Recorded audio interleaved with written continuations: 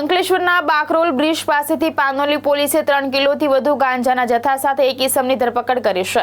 પોલીસે 1,97,000 રૂપિયાની કિંમતનો ગાંજો અને મોબાઈલ મળી કુલ 2,27,000 રૂપિયાનો મુદ્દામાલ જપ્ત કર્યો છે, જ્યારે અન્ય 2 ઇસમોને વોન્ટેડ જાહેર કરી વધુ તપાસ હાથ ધરી છે। પાનોલી પોલીસને નેશનલ હાઈવે ઉપર બાકરોલ બ્રિજથી સંજાલીના મહારાજનગર તરફ શુભેન્દ્ર શેખર પ્રેમચંદ્ર દેબ નામનો ઇસમ ગાંજાનો જથ્થો લઈને આવનાર હોવાની બાતમી મળી હતી, જેના આધારે પોલીસે બાકરોલ બ્રિજના સર્વિસ રોડ ઉપર વોચ ગોઠવી હતી।